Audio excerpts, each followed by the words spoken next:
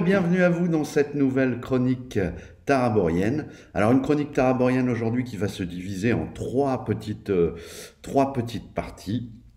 Voilà. Alors tout d'abord, voilà, je voulais vous informer qu'en réalité, le sous-forum concernant la campagne Ravage, les chroniques de l'Agiborien, donc qui se déroule sur les terres décrites par l'écrivain Robert E. Howard, le créateur de Conan, Kull, voilà ce genre de choses, est enfin ouvert sur JDR virtuel. Donc vous allez dans la partie, dans les différentes, où sont exposées les bannières des campagnes, et vous avez accès au sous-forum, où vous trouverez toutes les précisions concernant la partie, si vous avez envie d'y participer. Hein, je vous rappelle que cette partie, sur cette campagne, je voulais tenter quelque chose d'un peu différent, avec un noyau de joueurs durs, on va dire, et puis des guests qui interviendraient comme ça selon les épisodes, donc qui pourraient rentrer pour participer à un épisode ou un petit arc narratif qui comprendrait plusieurs épisodes, voilà, selon les besoins de la campagne. Donc ça ressemble un petit peu aux campagnes Westmarch. C'est Westmarches même, devrait-on dire. C'est assez ouvert. Il y a juste, je vous demanderai d'être quand même bien attentif, il y a une petite charte de participation qu'on a établie en fait avec les joueurs du noyau central. Donc vérifiez bien que ce qu'on évoque dans cette charte et dans le principe de participation corresponde à vos attentes. Puisque nous, on a fait ce petit effort, ce petit travail d'essayer de pointer ce qu'on avait envie de voir à la table comme ambiance, mais aussi et surtout comme pratique, etc., etc. Donc, vérifiez que ça vous corresponde avant d'éventuellement de vous proposer. Ensuite, moi, je suis joignable via ce forum. Euh, vous pouvez m'envoyer un MP donc à Tarabor pour vous poser des questions. Je pense pas qu'il y ait beaucoup de questions à poser. Tout a l'air assez clair. Ensuite, comment ça se passe? Eh bien, vous proposez un personnage, donc vous récupérez les règles de Magic World, vous faites vous-même votre création de personnage, vous me le soumettez, éventuellement on en discute un peu ensemble. Il est possible qu'à certains moments clés de l'aventure, je fournisse au joueur un petit agenda particulier pour son personnage, du type, je sais pas, bah, en fait, tu es dans cette ville-là lorsque tu vas rencontrer les autres joueurs, et toi, en fait, tu cours après ceci, ou tu es venu ici pour te renseigner sur cela, ou tu as une haine particulière vis-à-vis de tel dirigeant, etc., etc., pour fournir un peu de gameplay, un peu d'épaisseur au personnage. Vous pouvez réfléchir également à un background. Alors inutile de faire des backgrounds de 10 pages, voilà, qui sont rarement utilisés dans la campagne. Moi, je préfère un petit background de quelques lignes qui permettent de comprendre un peu qui est votre personnage, et puis surtout après des petites bullet points qui renseignent un petit peu sur sa personnalité psychologique, et qui, d'ailleurs, c'est plus pour vous permettre d'avoir des pistes pour savoir comment vous allez interpréter votre personnage et le faire réagir dans telle ou telle situation. La campagne va donc démarrer début septembre par un préquel qui va s'adresser aux trois joueurs du noyau dur de la table. Et puis à partir de là, c'est ouvert. Donc n'hésitez pas, voilà, à proposer vos personnages si vous souhaitez participer, ne serait-ce qu'à un épisode ou quelques épisodes de ci et là. Voilà, vous êtes les bienvenus dès lors que nous sommes d'accord sur les pratiques et ce qu'on a envie de voir autour de la table. Que dire d'autre? Non, je crois que j'ai fait le tour. Rien d'autre, rien qui me vienne en tête. Si jamais, bon. Alors on va passer à la deuxième partie. Alors la deuxième partie, alors en fait j'ai un coup de cœur et une déception par rapport à des jeux de rôle, hein, bien sûr. Alors on va commencer peut-être par la déception.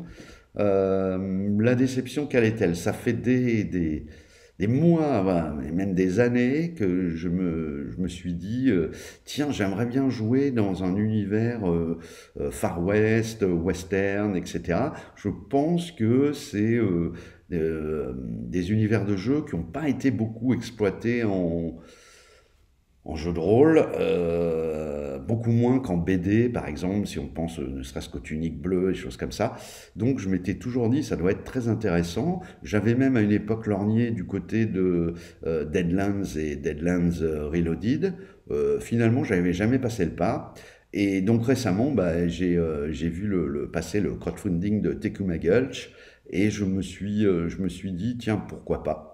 J'ai pas participé au crowdfunding. Par contre, tout récemment, je me suis procuré le livre de base que voici, avec une couverture hein, qui évoque, il y a un côté Clint Eastwood, du plus bel effet sur cette couverture. Alors, déception, pourquoi? Euh, alors bon, j'aime beaucoup, enfin, j'aime bien que les ouvrages soient écrits suffisamment gros, parce que vu mon grand âge, le 3 colonnes serrées, machin, c'est un peu pénible, donc je préfère le 2 colonnes, quelque chose de lisible et d'aéré. Là, quand même, on a une maquette, je vais essayer de vous faire voir. Euh, on a une maquette,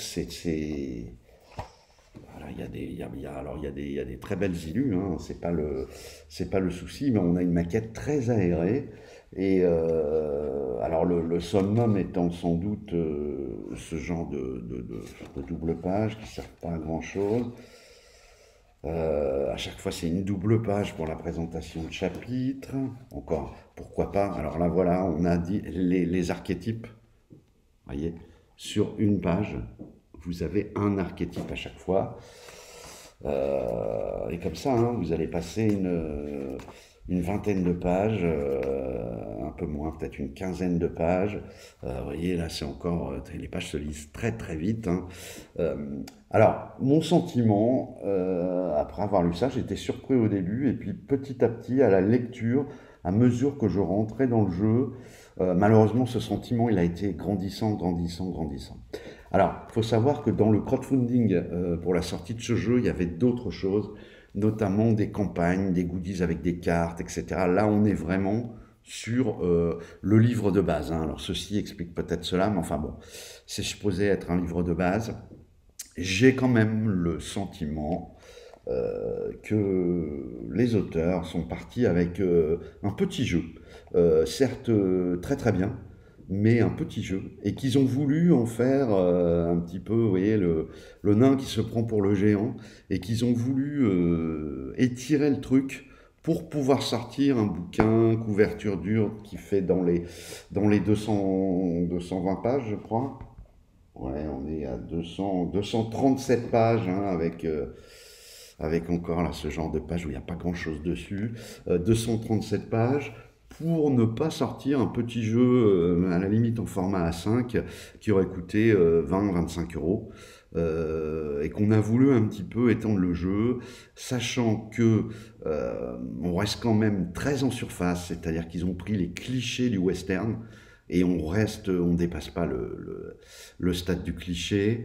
Il y a un univers, enfin un pseudo-univers, c'est une ville et ses environs. Là encore, moi je trouve ça un peu léger pour un petit bac à sable, comme on peut en trouver dans un scénario en fait. Le système, bah il y en a pas. Ils reprennent le système du D6. Les développements même qu'on aurait pu faire liés au système, il y a, les armes, c'est quasiment pas traité. Alors je crois que maintenant on peut télécharger un peu quelques infos supplémentaires, notamment sur les armes à feu, via le site de l'éditeur. Enfin, bon, c'est super léger, il y a un petit contexte historique, mais il y a 4 lignes à chaque fois. Franchement, vous tapez sur Wikipédia, vous avez les mêmes infos. C'est dommage parce que le jeu est pas mal, mais moi ça m'a un peu calmé de me dire là ils ont, enfin je sais pas, il y a un côté, il y a un côté pour moi c'est trop petit le contenu. Alors le contenant est superbe, hein, il y a pas de problème là-dessus. On a quand même un tome à 44 euros. Si vous vouliez prendre avec les campagnes en plus, etc., pour avoir quand même des cacahuètes. Là, il y a un petit scénario à la fin, et faire jouer un peu plus longtemps en campagne.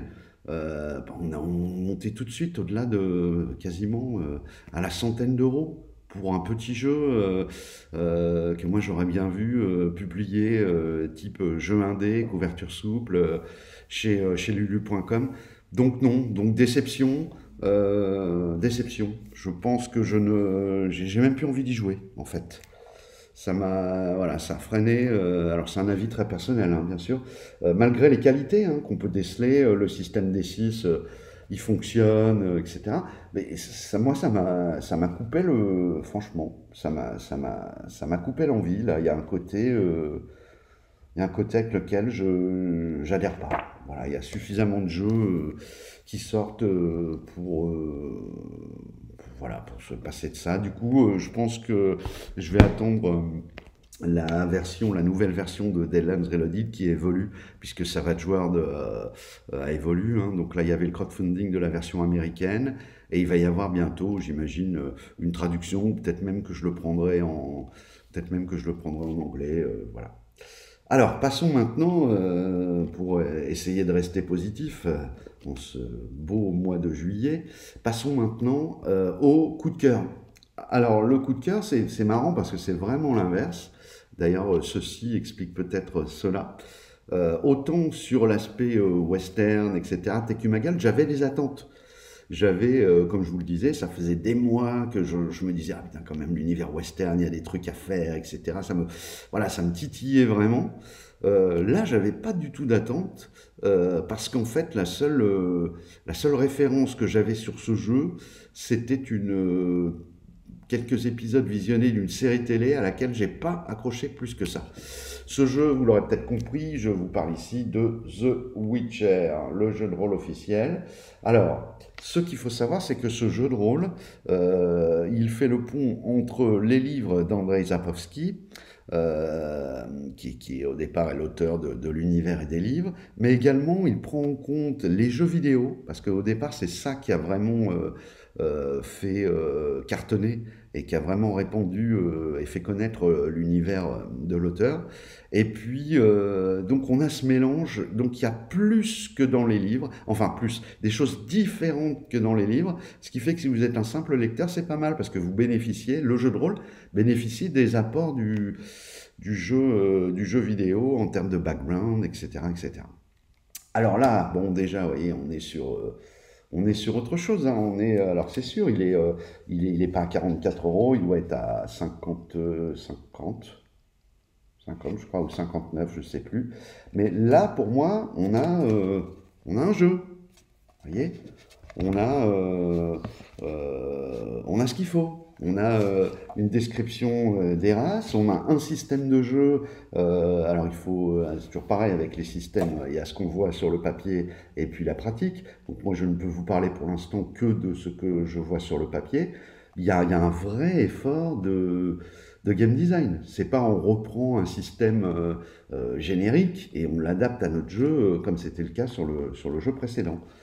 Donc on a voilà, la création de personnages, comment créer ces personnages, les professions, un petit système qui a l'air très intéressant où on a des arbres par profession. Par exemple, si vous êtes, vous voyez, ça se passe comme ça, dans les compétences exclusives, à chaque fois on a trois arbres, ce qui veut dire que pour le criminel, par exemple, vous allez avoir plutôt le voleur, plutôt l'assassin, et puis un troisième, etc.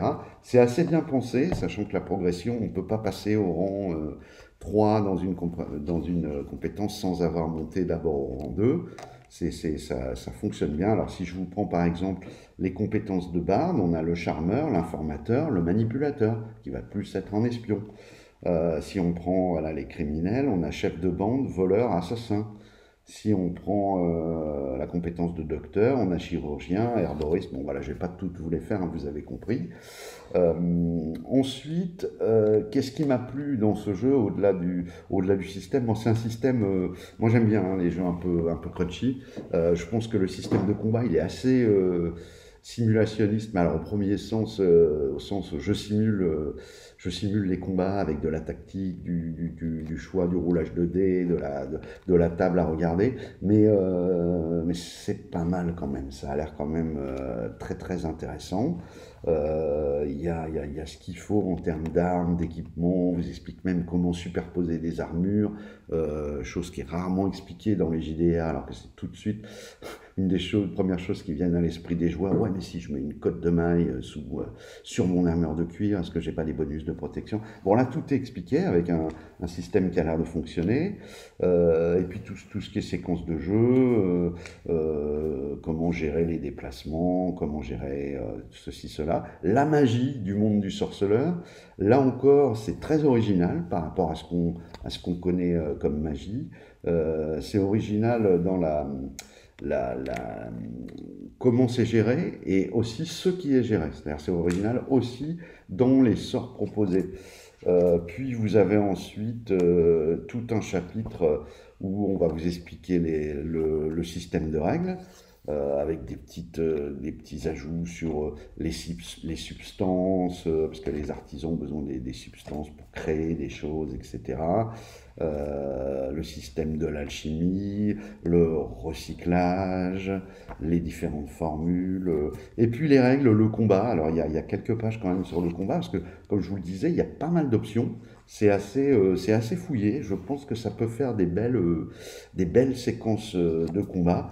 Et puis alors après, on attaque sur l'univers. Et là encore, il n'y a pas photo avec le jeu dont je vous parlais précédemment. Là, on a toute la géographie du monde. Alors, il faut savoir que ça joue à une période où il y a un peu des conflits politiques entre différentes nations. Vous avez tout. C'est très très bien fait, c'est bien écrit. J'ai pas vu trop de coquilles. Le poids des alliances, les sorceleurs, le rôle particulier des sorceleurs.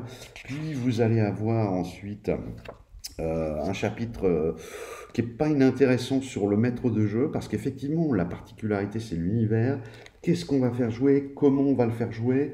C'est pas mal, on vous guide un peu là-dessus, c'est toujours intéressant. On distingue les one-shots des campagnes, sur quoi il faut miser en termes de ressorts narratifs, puis les parcours des sorceleurs, qui sont une classe de personnages assez importante. La technologie expérimentale, parce que ça existe aussi dans ce monde-là. On a un bestiaire. Alors je crois avoir vu quelque part qu'un gros bestiaire est en préparation. Bestiaire qui fait aussi du PNJ. Hein. Vous voyez, là, je tombe sur un archer scoliatel. Regardez, les dessins sont magnifiques. Les illustres sont magnifiques. Un bandit, un mage, un ghoul, une guenaude sépulcrale, les fantômes. Alors voilà. Alors franchement, qu'est-ce qui m'a plu dans ce jeu, au-delà du système que j'ai bien envie quand même de tester à l'occasion, ce qui m'a plu, c'est l'univers en fait. Je ne soupçonnais pas en ayant regardé, comme je vous l'ai dit, que quelques épisodes de la série à laquelle j'ai pas accroché. En fait, l'univers, dès que vous le lisez, pour du jeu de rôle, il a une couleur qui s'impose à vous et qui est qui donne envie tout de suite, qui donne des idées de scénario, voilà, qui vous plonge dans le truc quand vous êtes un maître de jeu et quelqu'un qui écrit des scénarios, vous lisez ça, vous vous dites, waouh, trop bien ce qu'on peut arriver à faire jouer comme type d'intrigue, comme type de partie. C'est à la fois de la dark fantasy, mais on n'est pas non plus trop dans le cliché de la dark fantasy. Il y a quelque chose de vraiment, enfin moi j'ai ressenti ça, de vraiment très particulier dans ce jeu qui d'entrée de jeu se place avec une personnalité très forte. Alors je pense qu'il y a des gens qui vont détester, il y a des gens qui vont adorer, mais franchement j'ai trouvé ça il y a bien longtemps que j'ai pas lu un jeu de rôle en me disant voilà l'univers franchement c'est un petit bijou. Alors j'espère que les règles seront à la hauteur, puisqu'en plus ils ont fait l'effort de faire un système de jeu, qui est un système avec du D10, carac, compétences, qui n'est pas non plus révolutionnaire, si ce n'est sur le combat, il y a quand même quelques trucs qui sont qui amène un peu de tactique, etc. Malgré tout, j'ai hâte que ça fonctionne. Et alors, si vraiment le moteur de jeu tient ses promesses autant que l'univers, ce jeu, il va devenir un classique. Pour moi, il va devenir un classique direct d'entrée de jeu. Il va se positionner dans les jeux médiévaux qui ont quelque chose. Et il n'y en a pas tant que ça. Quand vous regardez bien, il y a beaucoup de jeux médiévaux fantastiques médiévaux fantastiques, bon bref, il est tôt, qui sont quand même juste sur un système de jeu, des races qui sont quasiment tout le temps les mêmes, hein, les elfes, les nains, les trucs, les machins, et puis voilà, quelques incontournables du genre. Là non, il y a vraiment quelque chose. Donc voilà, donc je suis tout excité à l'idée de me dire que quand est-ce que je vais pouvoir faire une petite partie de ce jeu. Alors bon, faut encore trouver les joueurs qui vont s'investir pour quand même maîtriser les règles du combat, parce que je pense que sinon si les joueurs les maîtrisent pas, ça va être juste horrible. Ça va nous ramener au temps très ancien de Rollmaster et autres combats, phases stratégiques de combat qui n'en finissent pas. Voilà. En tout cas, j'ai hâte. Eh bien, j'espère qu'on va conclure cette vidéo un peu comme ça, abruptement. J'espère que cette vidéo vous a plu. Profitez bien des vacances, pour ceux qui ont la chance d'en avoir. Et puis, pour les autres, courage. Et je vous dis à très bientôt pour une prochaine vidéo. Au revoir.